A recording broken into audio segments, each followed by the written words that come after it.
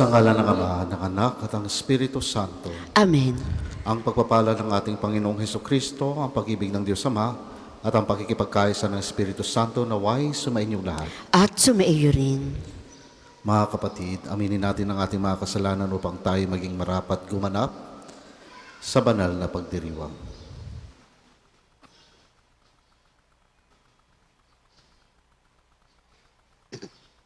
Inaamin ko Sa makapangyarihang Diyos at sa inyo mga kapatid, na lubha akong nagkasala sa isip, sa salita at sa gawa, at sa aking pagkukulang. Kaya isinasamo ko sa mahal na Birheng Maria, sa lahat ng mga anghel at mga banal, at sa inyo mga kapatid, na ako'y ipanalangin sa Panginoong ating Diyos. Kawan tayo na makapangyarihang Diyos, patawarin tayo sa ating mga kasalanan, at patnubayan tayo sa buhay na walang hanggan. Amen.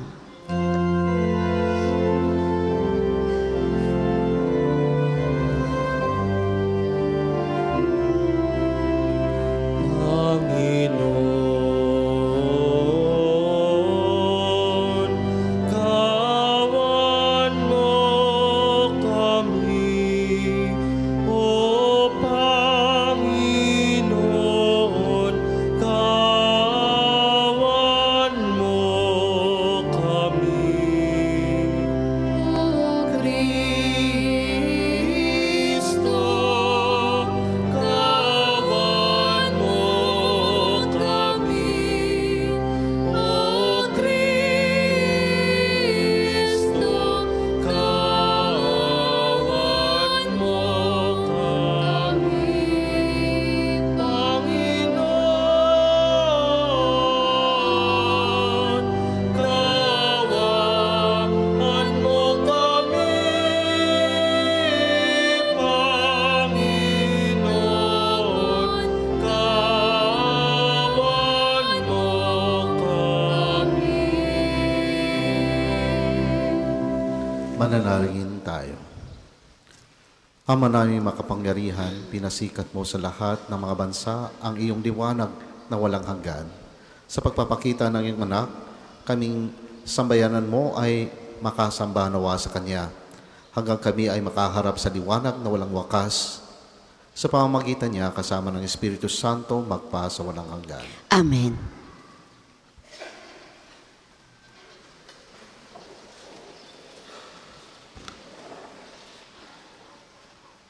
Pagbasa mula sa unang sulat ni Apostol San Juan. Minamahal kong mga kapatid, tayo'y umiibig sapagkat ang Diyos ang unang umibig sa atin. Ang nagsasabing iniibig ko ang Diyos at napopoot naman sa kanyang kapatid ay sinungaling. Kung yaong kapatid na kanyang nakikita ay hindi niya maibig, paano niya maiibig ang Diyos na hindi nakikita? Ito ang utos na binigay sa atin ni Kristo. Ang umibig sa Diyos ay dapat umibig sa kanyang kapatid. Inaaring mga anak ng Diyos ang sumasampalatayang si Jesus ang Mesiyas, at sino mang umiibig sa Ama ay umiibig din sa mga anak. Ito ang palatandaang inibig natin ang mga anak ng Diyos kapag iniibig natin ang Diyos at tinutupad ang kanyang mga utos, sapagkat ang tunay na umiibig sa Diyos ay yaong tumutupad sa kanyang mga utos. At hindi naman mahirap sundin ang kanyang mga utos, sapagkat napapagtagumpayan ng bawat anak ng Diyos ang sanlibutan, at nagtatagumpay tayo sa pamamagitan ng pananampalataya. Ang salita ng Diyos. Salamat sa Diyos. Ang tugon po sa Salmo, poon maglilingkod sa iyo, tanang bansa nitong mundo. Poon maglilingkod sa iyo, tanang bansa nitong mundo. Turuan mo yaang haring humatol ng katwiran, sa taglay mong katarungan, O Diyos, siya'y bahaginan, upang siya'y maging tapat, mamahala sa iyong bayan, at pati sa mahihirap, maging tapat siyang tunay. Poon maglilingkod sa iyo, tanang bansa nitong mundo. Inaagaw niya sila sa kamay ng mararahas. Sa kanya ang buhay nila'y mahalagang hindi hamak. Sa tuwi na siya'y naway idalangin nitong bayan, kalingain nawa ng Diyos, pagpalain habang buhay. Poon maglilingkod sa iyo, tanang bansa nitong mundo. Nawaya ang kanyang ngalan ay huwag nang malimutan, manatiling laging bantog na katulad nitong araw. Nawa siya ay purihin ng lahat ng bansa at sa Diyos silang lahat dumalangin. Hari nawa, pagpalain kaming lahat, tulad niyang pinagpala. Poon maglilingkod sa iyo, tanang bansa nitong mundo. Magsitayo po ang lahat.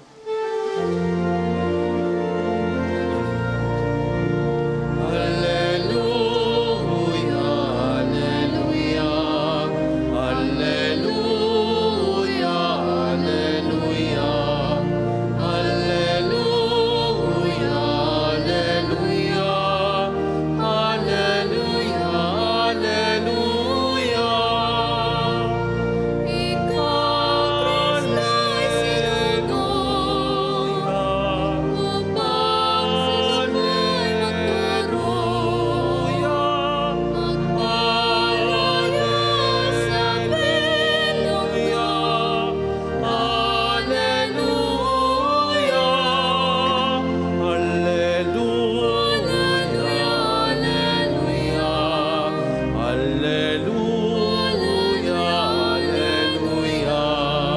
alleluia,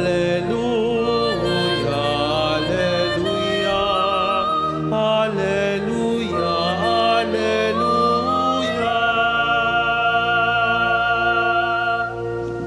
Sumainyo ang Panginoon. At sumainyo rin. Ang mabuting balita ng Panginoon ayon kay San Lucas. Papuri sa iyo, Panginoon.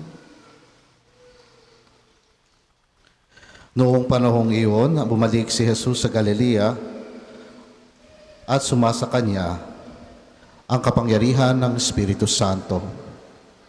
Kumalat sa palibot na lupain ang balita tungkol sa kanya. Nagturo siya sa kanilang mga sinagoga at dinakila siya ng lahat. Umuwi si Jesus sa Nazaret na kanyang nilakhan. Gaya ng kanyang kinagawian, pumasok siya sa sinagoga ng araw ng pamamahinga. Tumindig siya upang bumasa at ibinigay sa kanya ang aklat ni Propeta Isaias. Binuksan niya ang aklat sa dakong kinasusulatan ng ganito: Sumasa akin ang Espiritu ng Panginoon, sapagkat hinirang niya ako upang ipangaral sa mga dukha ang mabuting balita. Sinugo niya ako upang ipahayag sa mga bihag na sila'y lalaya, sa mga bulag na sila'y makakakita, upang bigyang kaluwagan ang mga sinisiil, at ipahayag ang pagliligtas na gagawin ng Panginoon.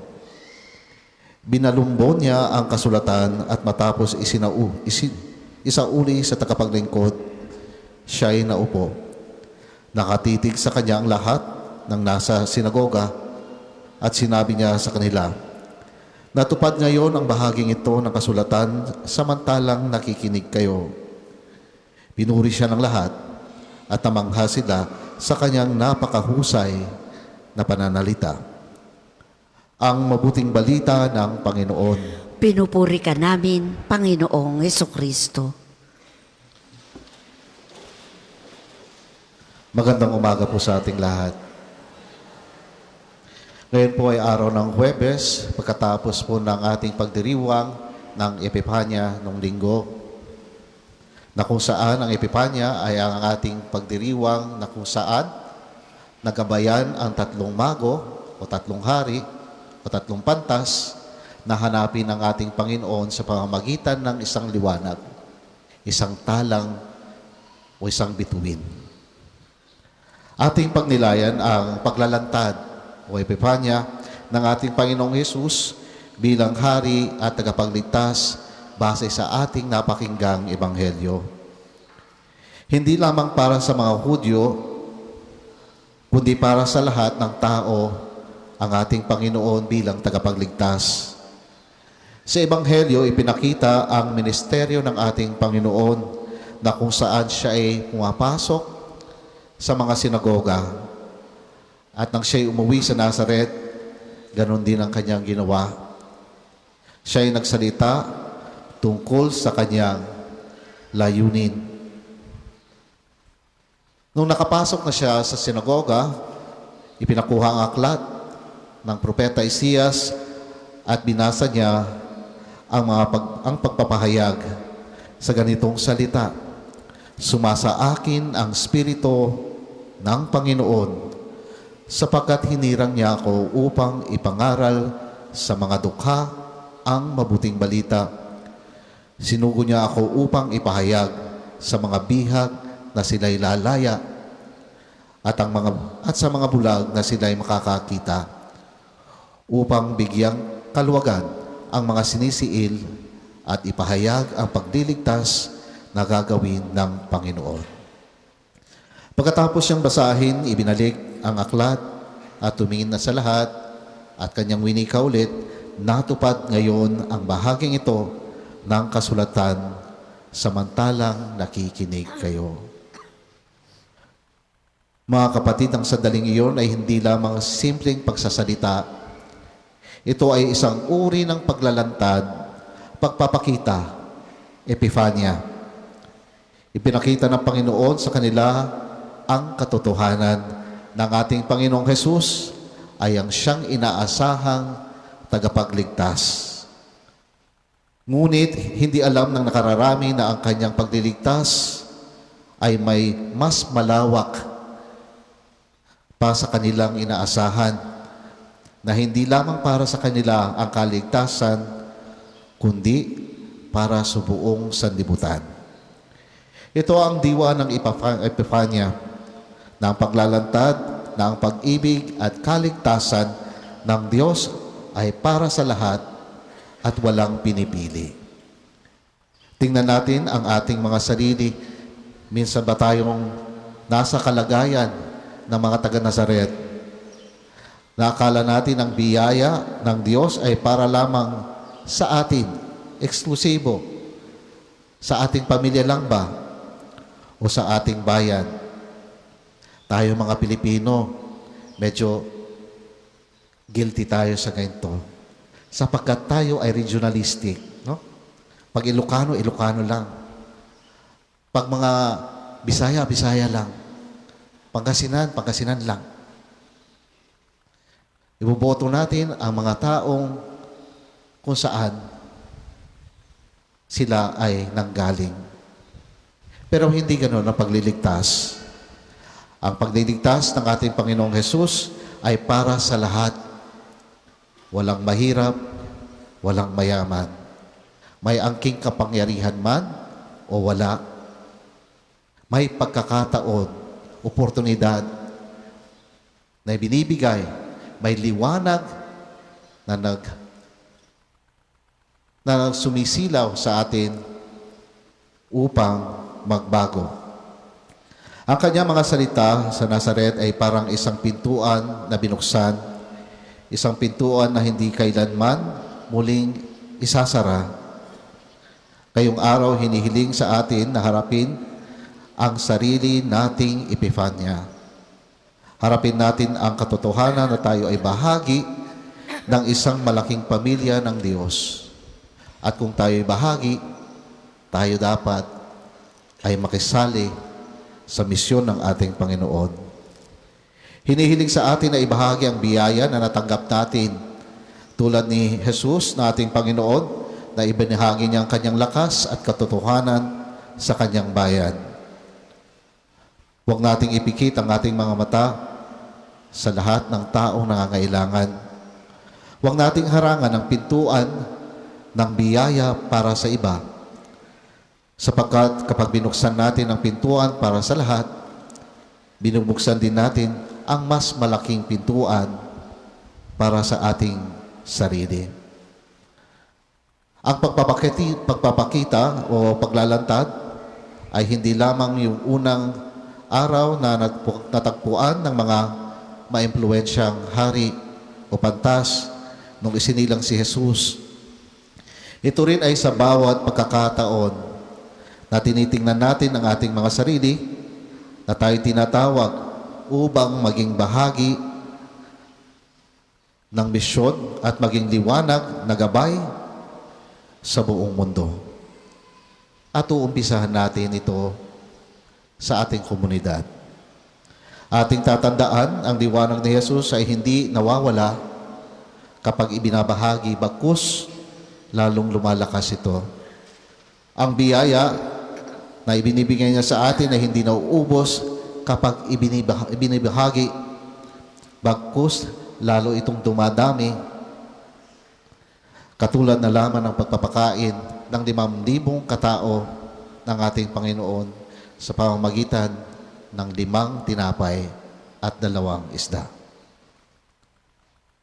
Kaya ngayong araw po ay hayaan nating buksan natin ang ating mga puso't isipan sa paglalantad ng Diyos. Hayaan natin ang kanyang talang gabay ay magdala ng liwanag sa ating buhay at liwanag din sa iba, sapagkat ang pagliligtas ng ating Panginoon ay nasa atin na.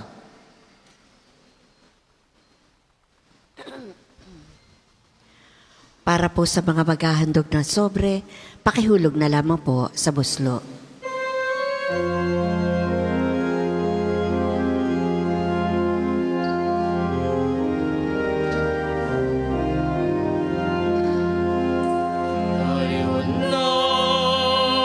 Tayo na, nasa Belen, tayo nasa Belen.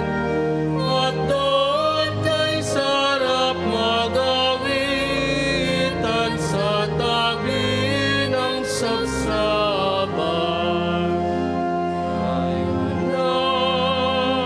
Tayo na, nasa Belen, tayo nasa Belen. At doon kay sarap magawitan sa tabi ng sabsaban.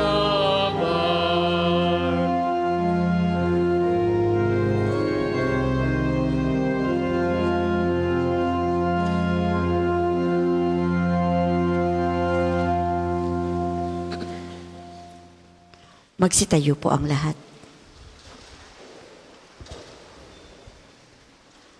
Manalangin kayo mga kapatid upang paghahain natin ay kalugdan ng Diyos sa mga makapangyarihan. Tanggapin nawa ng Panginoon itong paghahain sa iyong mga kamay, sa kapurihan niya at karangalan sa ating kapakinabangan at sa buong sambayanan niyang banal. Ama namin lumikha, tanggapin mo ang mga alay upang maganap ang pagpapalitan ng iyong kaloob at ng aming handog sa aming paghahain na iyo na ring ibinigay para kami maging marapat na iyong paunlakan sa pamamagitan ni Jesucristo kasama ng Espiritu Santo magpasa walang hanggan. Amen. Sumainyo ang Panginoon. At sumainyo rin. Itaas sa Diyos ang iyong puso at diwa. Itinaas na namin sa Panginoon. Pasalamatan natin ang Panginoong ating Diyos. Marapat na siya ay pasalamatan. Ama namin makapangyarihan, tunay ngang marapat na ikaw ay aming pasalamatan sa pamamagitan ni Jesucristo na aming Panginoon, sa katauhan ng iyong isinugong Mesiyas, nahayag sa amin ang katuparan ng iyong balak. Ngayon nga'y iyong ipinakikita sa tanan ang liwanag na tumatanglaw sa sangkatauhan.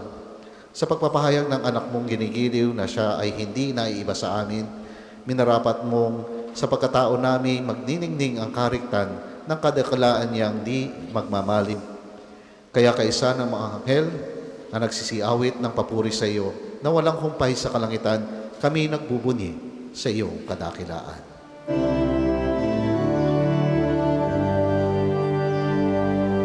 Santo, Santo, Santo, ang Panginoong Diyos na makapangyarihan, ang Diyos ng mga hukbo.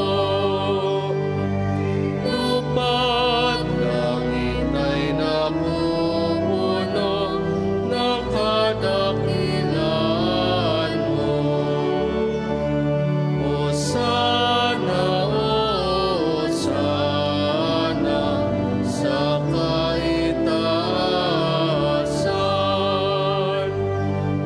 Balang na paririto sa ngalan ng Panginoon.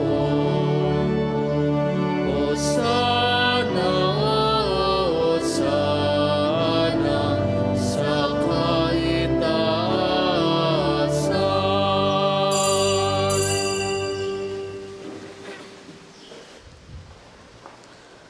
Ama naming banal, ikaw ang bukal ng tanang kabanalan.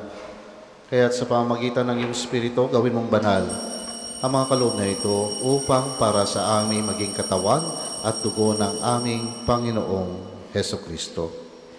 Bago niya pinagtiis ang kusang loob na maging handog, hinawakan niya ang tinapay, pinasalamatan kanya, pinaghati-hati niya iyon, iniabot sa kanyang mga alagad at sinabi, tanggapin yung lahat ito at kanin. Ito ang aking katawan na ihahandog para sa inyo.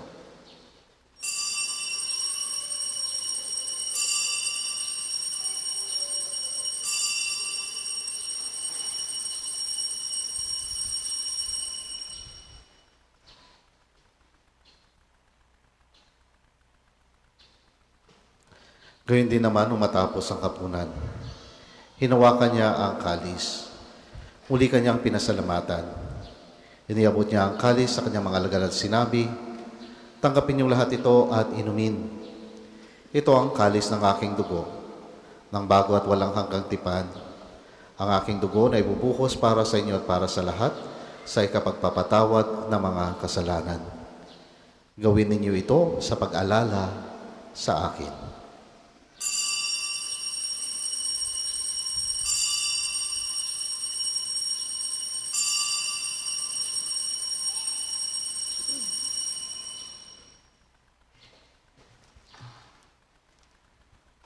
Ipagbunyi natin ang misteryo ng pananampalataya.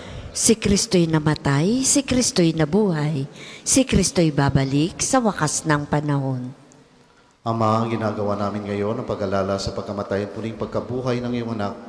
Kaya't inaalay namin sa iyo ang tinapay na nagbibigay buhay at ang kalis na nagkakaloob ng kaligtasan. Kami nagpapasalamat dahil kami iyong minarapat na tumayo sa harap mo para maglingkod sa iyo. Sinasamo namin kami magsasalo-salo sa katawan at dugo ni Kristo ay mabuklod sa pagkakaisa sa pamamagitan ng Espiritu Santo. Ama, lingapin mo ang iyong simbahang laganap sa buong daigdig.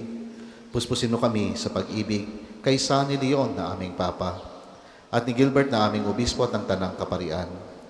Alalahanin mo rin ang mga kapatid naming nahimlay na may pag-asang sila'y muling mabubuhay. Gayon din ng lahat ng mga pumanaw. Kawaan mo sila at patuloyin sa iyong kaliwanagan. Kawaan mo at pagindapatin kaming lahat na makasalo sa iyong buhay na walang wakas. Kay sana mahal na Birheng Maria na ina ng Diyos, ni San Jose na kanyang kalinis-linisang esposo, kay sana mga apostol at ang lahat ng mga banal na namuhay dito sa daigdig ng kalugod-lugod sa iyo. May pagdiwang nawa namin ang pagpupuri sa kararangal mo sa pamamagitan ng iyong anak na aming Panginoong Heso Kristo. Sa pamamagitan ni Kristo, kasama niya at sa Kanya, ang lahat ng parangal at papuri sa iyo, Diyos amang makapangyarihan, kasama ng Espiritu Santo, magpa sa walang hanggan.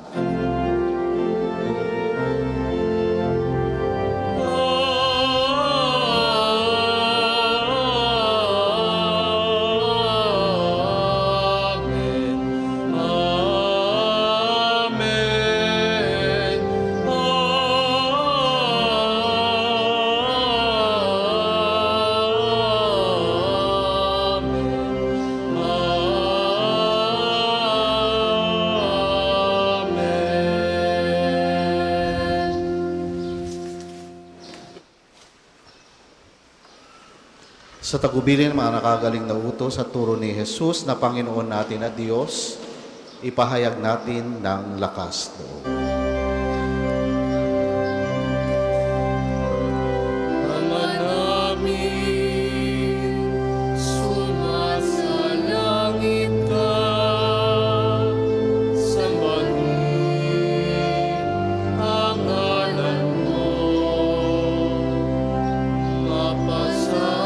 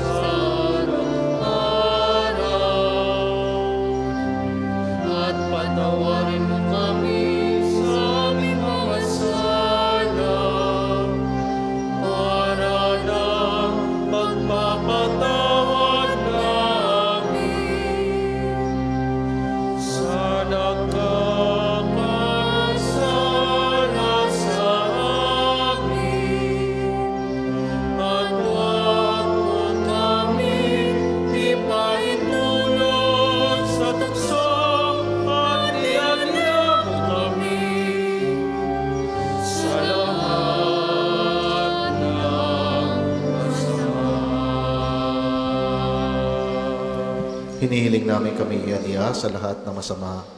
Pagkalooban ng kapayapaan na araw-araw, iligtas sa kasalanan at ilayo sa lahat ng kapahamakan, samantalang aming pinananabikan ng dakilang araw ng pagpapahayag ng tagapagligtas naming si Hesu Kristo. Kaniyo ang kaharian at ang kapangyarihan at ang kapulihan magpakailanman. Amen. Panginoong Hesu Kristo, sinabi mo sa iyong mga apostol, kapayapaan ang iniiwan ko sa inyo, ang aking kapayapaan ang ibinibigay ko sa inyo. Tunghayan mo ang aming pananampalataya at huwag ang aming mga pagkakasala. Pagkaluban mo kami ng kapayapaan at pagkakaisa ayon sa iyong kalooban. Kasama ng Espiritu Santo, magpa sa walang hanggan. Amen. Ang kapayapaan ng Panginoon ay laging sumainyo. At sumaiyo rin. Magbigayan tayo ng kapayapaan sa isa't isa. Peace be with you.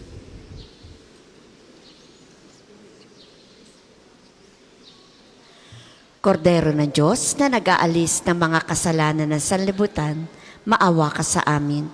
Kordero ng Diyos na nag-aalis ng mga kasalanan ng sanlibutan, maawa ka sa amin. Kordero ng Diyos na nag-aalis ng mga kasalanan ng sanlibutan, ipagkaloob mo sa amin ang kapayapaan. Kung hindi po kayang lumuhod, ay manatili pong nakatayo ng may paggalang.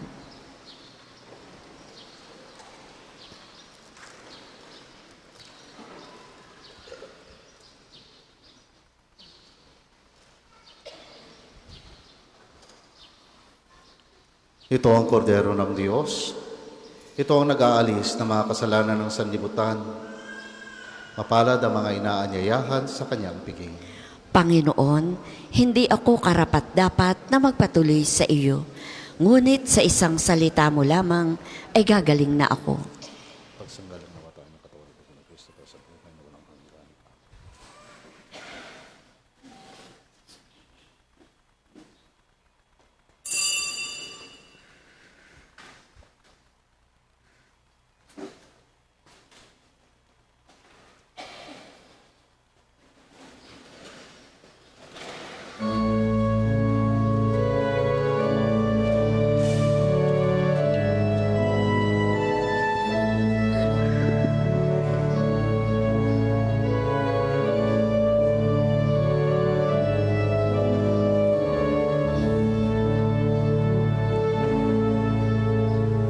Sa mapayapa at tahimik na gabi, isinilang sa sabsaban ang sanggol na si Jesus upang ipadama ang pagmamahal ng Diyos Ama sa buong sanlibutan. Anghel sa langit ay nag-aawitan, nagpupuri sa pagsilang ng bugtong niyang anak upang ipadama ang pagmamahal niya at kaligtasan ng buong sanlibutan. May ligaya sa bawat ngiti ng tao. Dumating na ang araw ng Pasko. May pag-asa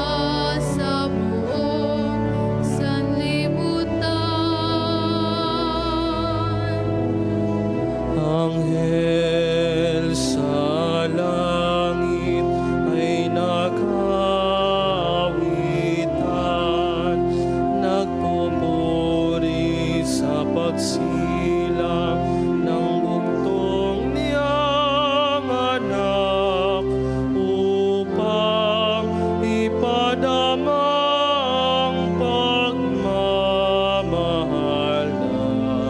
at kaligtasan ng buong sanlibutan. May ligaya sa bawat ngiti ng tao. Dumating na ang araw ng Pasko. May pag-asa, may ligaya, may liwanag sa araw ng Pasko. Ang isa sa gawa pong second collection ay ginagamit para sa patuloy na pagpapaunlad ng parokya at pambansang dambana ni Santo Padre Pio at para sa mga pangangailangan ng matatanda at may sakit na mga pari ng Archdiocese ng Lipa. Salamat po sa inyong mga handog.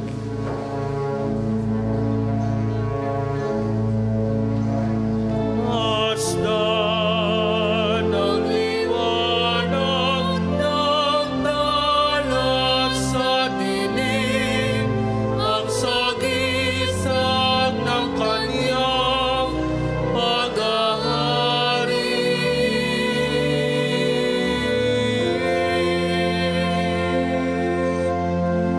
May liwanag sa bawat ngiti ng tao. Dumating na ang araw ng Pasko. May pag-asa, may ligaya, may liwanag ang araw ng Pasko. May liwanag ang araw ng Pasko.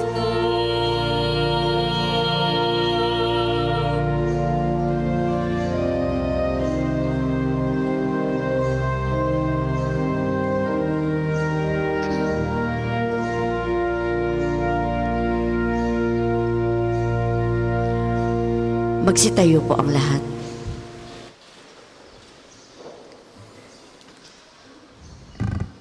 Manalangin tayo. Ama namin mapagmahal, kaming iyong pinagpagsalo sa banal na pakikinabang ay patatagin mong ganap sa aming pamumuhay araw-araw sa pamamagitan ni Jesucristo kasama ng Espiritu Santo magpasa walang hanggan. Amen. Panalangin ng pagtitiwala kay Santo Padre Pio. Padre Pio, taga Petralcina, monghing banal, pintakasing santo ng milenyong kasalukuyan, gabay namin sa pagtahak sa landasing makalangit, takbuhan sa pangangailangan, huwara ng pagtitiis. Sa iyo namin inilalapit aming mga kagipitan, sa iyo po ibinibilin kalusugan at kabuhayan.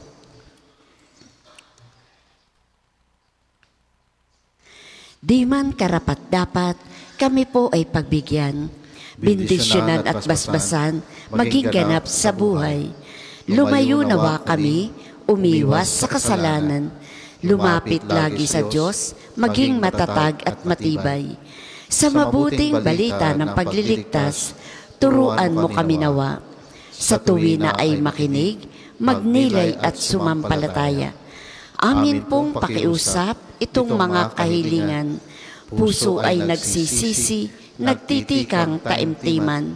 Di na muling magkasala, sunod lagi sa Diyos Amang, kaisa ng Espiritu at ni Jesus na tagapamagitan. Amen.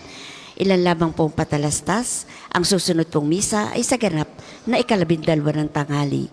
Maraming salamat po at mangyaring panatilihin natin ang kalinisan, katahimikan at diwa ng pananalangin sa loob at labas ng simbahan. Isasagawa po natin ngayon ang pagbabasbas ng religious articles. Mga kapatid, manalangin tayo sa Diyos amang makapangyarihan upang tayo ay maging kawangis ni Kristo sa taimtim na pagdalangin sa tulong ng mga larawan at dasalan. O Diyos, Ikaw ang bukal ng lahat ng pagpapala at biyaya. Ibuhos mo ang iyong bendisyon sa mga gamit na ito sa pananalangin. Mga rosaryo, imahen, dasalan, healing bundles na nagpapaalala ng iyong kabutihan, kabanalan at pagmamahal sa amin, upang ang lahat na dumulog at magdasal gamit ang mga ito ay magtamo ng iyong awa at biyaya. Lobin mong tularan namin ang kabanalan at aral ni Kristo at ng mga santo. Magpasa walang hanggan. Amen. Tayo pong lahat, Ama namin, sumasalangit ka, sambahin ang ngalan mo, mapasa amin ang kaharian mo, sundin ang loob mo dito sa lupa para ng sa langit. Bigyan mo kami ngayon ng aming kakanin sa araw-araw at patawarin mo kami sa aming mga sala para ng pagpapatawad namin sa nagkakasala sa amin. At huwag mo kaming ipahintulot sa tukso at iadya mo kami sa lahat ng masama. Amen. Aba Ginoong Maria, napupuno ka ng grasya. Ang Panginoong Diyos ay sumasa iyo. Bukod kang pinagpala sa babaing lahat at pinagpala naman ang iyong anak na si Jesus. Santa Maria, Ina ng Diyos, ipanalangin mo kaming makasalanan ngayon at kung kami mamamatay. Amen. Papuri sa Ama, sa Anak at sa Espiritu Santo, kapara noong una, ngayon at magpasa walang hanggan. Amen. Ama namin, sumasalangit ka, sambahin ang ngalan mo, mapasa amin ang kaharian mo, sundin ang loob mo dito sa lupa para ng sa langit. Bigyan mo kami ngayon ng aming kakanin sa araw-araw at patawarin mo kami sa aming mga sala para ng pagpapatawad namin sa nagkakasala sa amin at huwag mo kaming ipahintulot sa tukso at iadya mo kami sa lahat ng masama. Amen. Aba Ginoong Maria, napupuno ka ng grasya. Ang Panginoong Diyos ay sumasa iyo. Bukod kang pinagpala sa babaing lahat at pinagpala naman ang iyong anak na si Jesus. Santa Maria, Ina ng Diyos, ipanalangin mo kaming makasalanan ngayon at kung kami mamamatay. Amen. Papuri sa Ama, sa Anak at sa Espiritu Santo, kapara noong una, ngayon at magpasa walang hanggan. Amen. Papuri sa Ama, sa Anak at sa Espiritu Santo, kapara noong una, ngayon at magpasa walang hanggan. Amen. Sumainyo ang Panginoon At sumainyo rin. at pagpalain kayo ng makapangyarihan at mapagmahal na Diyos, Ama, Anak at ng Espiritu Santo. Amen. Tapos na ang ating pagdiriwang, kumain tayong lahat na mapayapa. Salamat sa Diyos.